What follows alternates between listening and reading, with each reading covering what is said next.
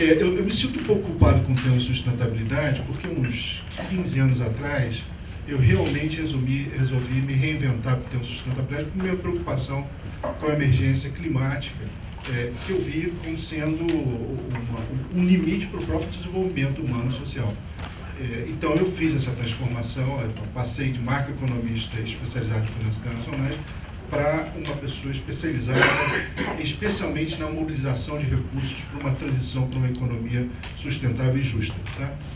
E um pouco que eu sempre ressaltei, se você tem uma tendência a ressaltar diversos aspectos positivos do tema, ignorando os desafios que se colocam para você fazer essa transição quando você está fazendo advocacy, né? Você está querendo que se chegue lá. E eu esqueci, quer dizer, eu como especialista em finanças, eu acho que eu pequei por não falar das dificuldades de financiar o tema, né, de investir no tema. Então eu fiz uma apresentação no Financial Lab, que está aqui a Fernanda Ferro presente, e eu vou repetir um pouco, mas dando um pouco mais de ênfase, porque que eu achava importante falar sobre os desafios, mas da importância da sustentabilidade. Tá? Por favor, é o seguinte.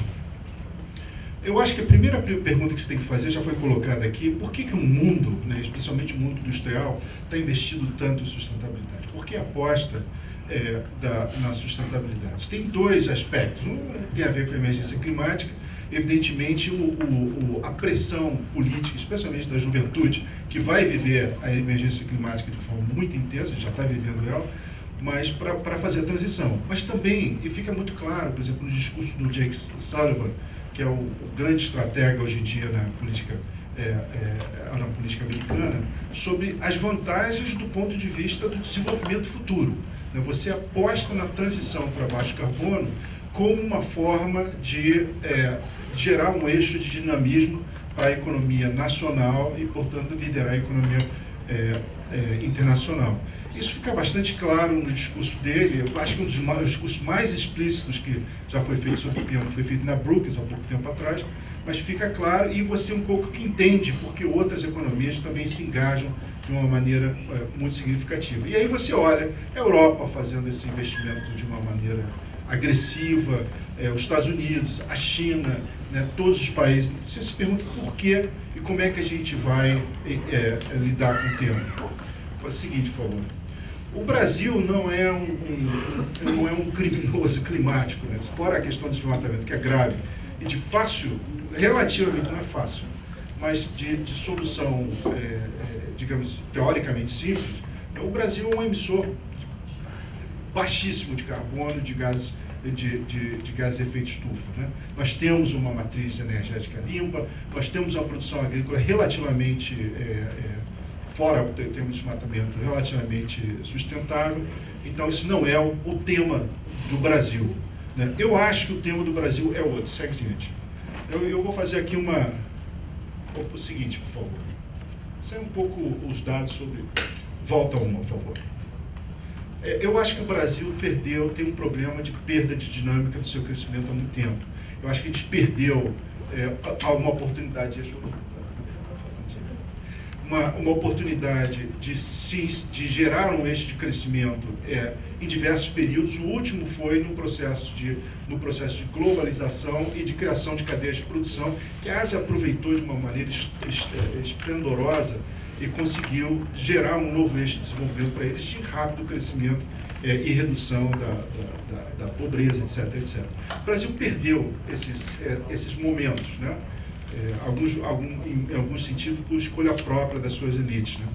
E aí você gera um processo que vai se desgastando, né? A dinâmica vai se perdendo, isso se torna um problema político. Né? Quando você chega a um processo em que você não consegue mais gerar, através da dinâmica do desenvolvimento, ascensão social, e quando você tem uma queda, que aconteceu, foi provocada, né, em 2015, a partir daí, né, você vê um enorme grau de insatisfação.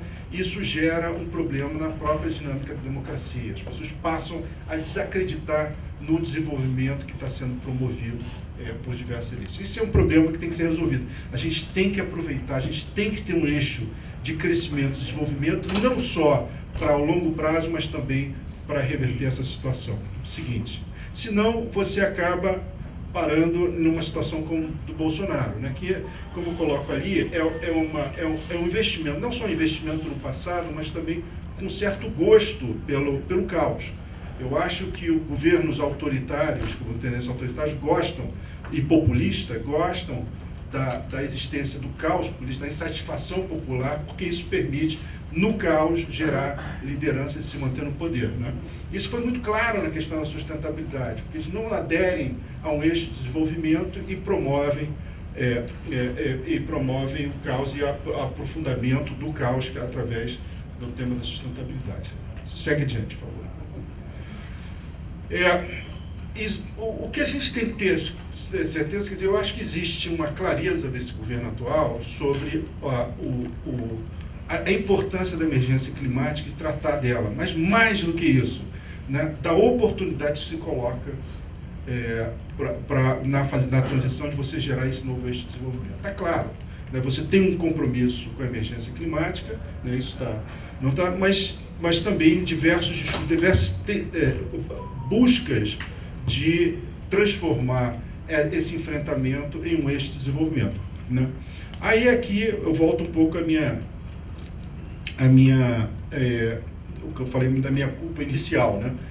Eu acho que se trata um pouco, o governo Lula traz um entusiasmo enorme sobre o tema, mas nós não tivemos maturidade, quer dizer, a gente ainda não maturou os desafios que a gente tem que enfrentar para realmente transformar essa oportunidade em eixo de desenvolvimento e eixo de crescimento e de fortificação da democracia brasileira, né? Já alerto para vocês que eu sou otimista sobre esse aspecto, né? Eu acho que o Brasil tem institucionalidade, muito foi destruído, mas a gente tem institucionalidade, a gente tem instrumentos de política, aí eu incluo as agências, os bancos públicos, o BNDES, a gente tem conhecimento e expertise, né? E a gente ainda tem empresas que também foram muito destruídas, mas que são capazes ainda de gerar esse processo de transição. Então, aqui com isso, eu entro sobre 5 desafios que eu acho fundamental para você transformar essa oportunidade. Primeiro, pode seguir, por favor.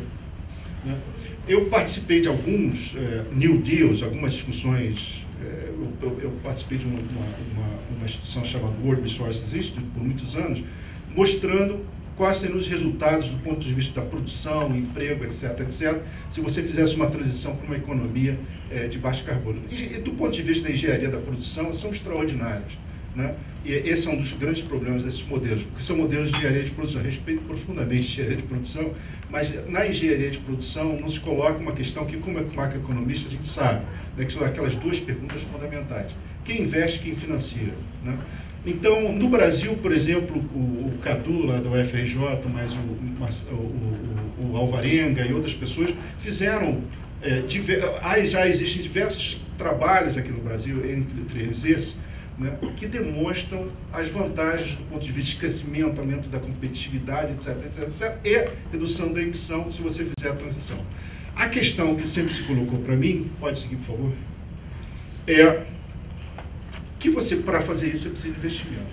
Você precisa, o investimento, na verdade, ele é mecanismo. Estou rezando uma missa para padres e madres aqui, mas é o caminho pelo qual você transforma as sociedades e você precisa de transformação. O Brasil tem uma vantagem, que você não só precisa investir para consolidar, mas também investir para transformar. Então você não precisa, é diferente do desafio que você tem em outras economias, que você tem que transformar infraestruturas existentes e modelos de produção existentes para você se adaptar à sustentabilidade. O Brasil tem que fazer o investimento necessário para transformar. Então vamos fazê-lo apostando em um eixo de desenvolvimento. O que você precisa para fazer isso? Você precisa enfrentar o seguinte, por favor.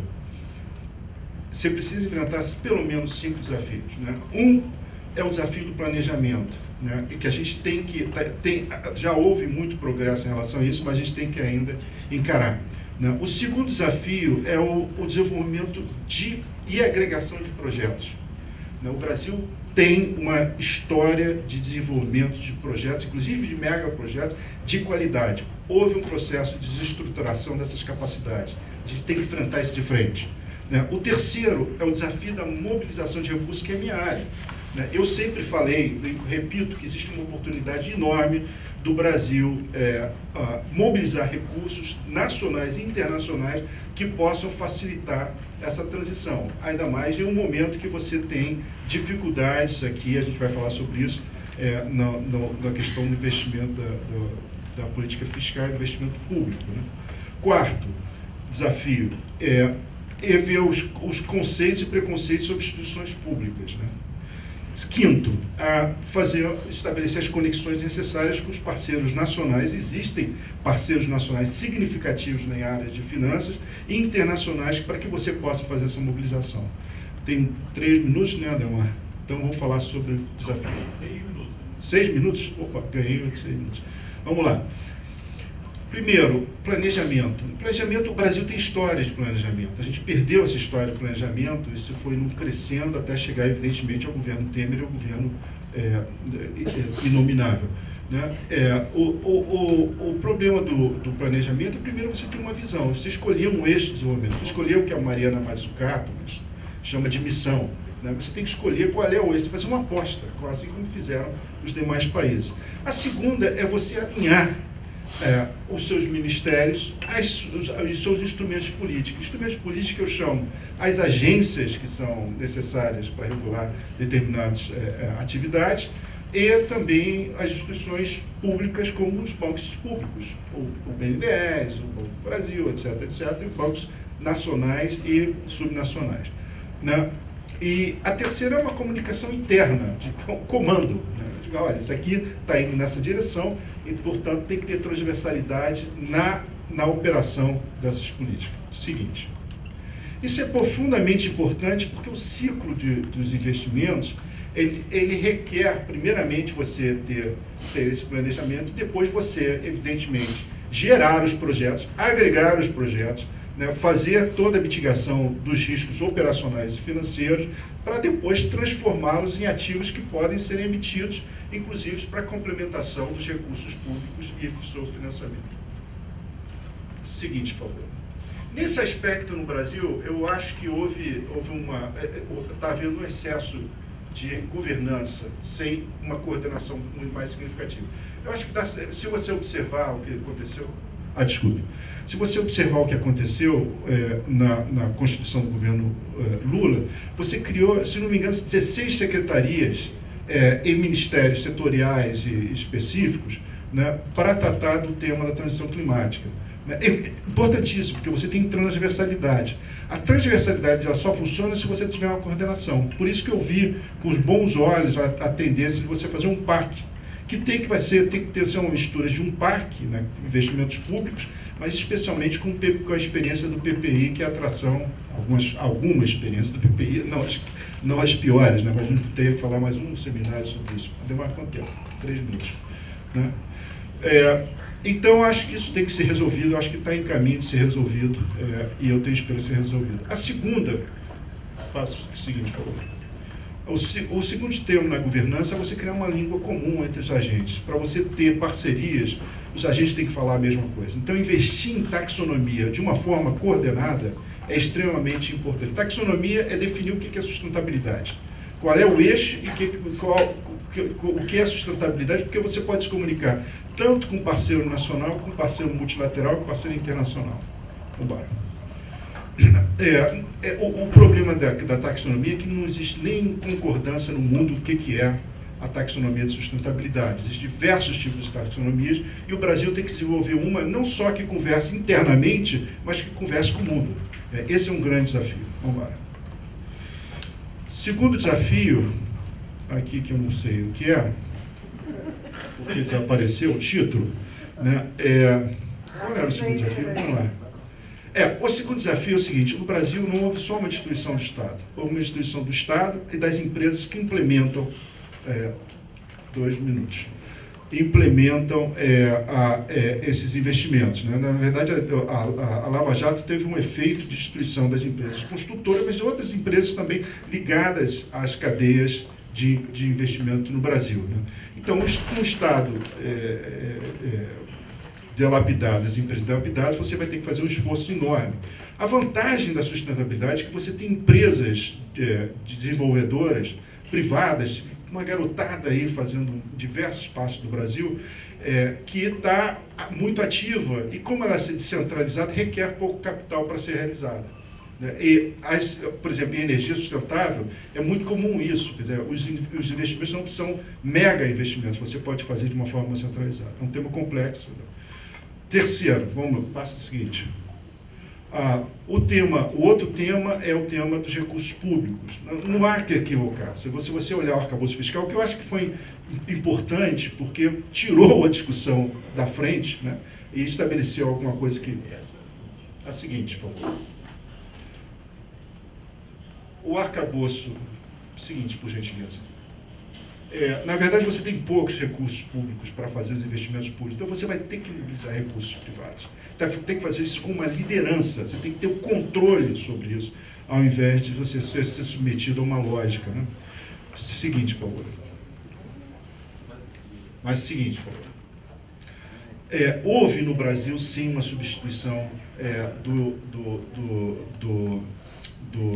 financiamento público por financiamento privado, mas essa substituição ele engana um pouco. Por quê? Porque o custo de capital dessa substituição é muito elevado e voltado para grandes empresas no Brasil.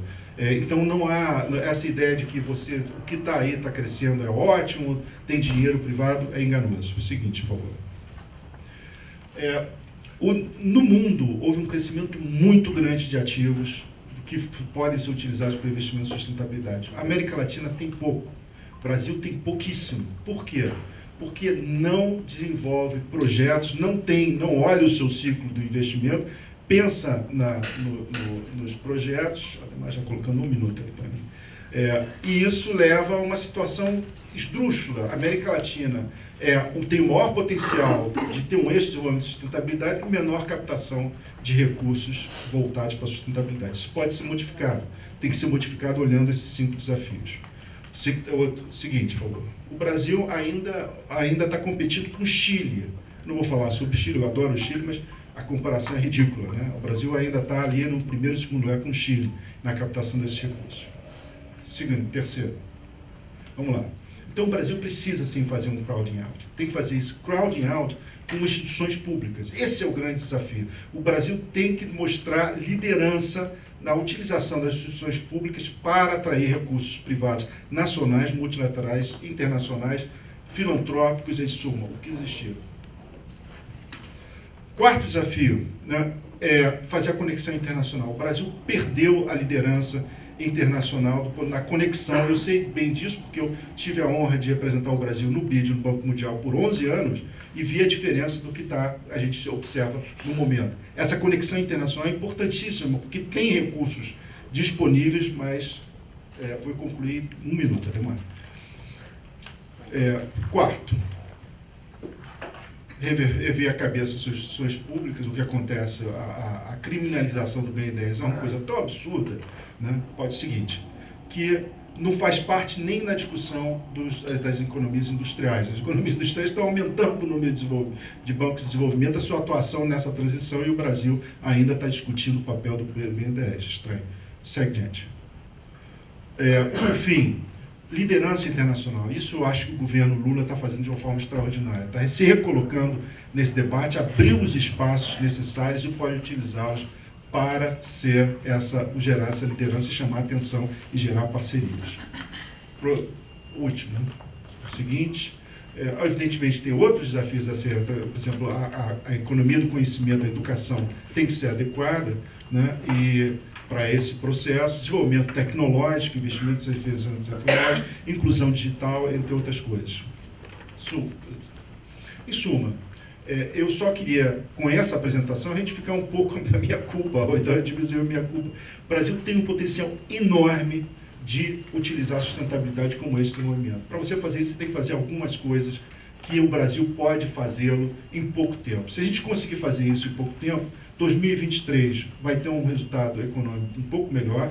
2024 você pode deslanchar investimentos muito mais significativos, públicos, com captação privada também, para você ter um novo eixo de desenvolvimento, e eu acho que a gente tem a possibilidade de reverter e nunca mais ter um Bolsonaro voltando a essas terras. Obrigado, Simone.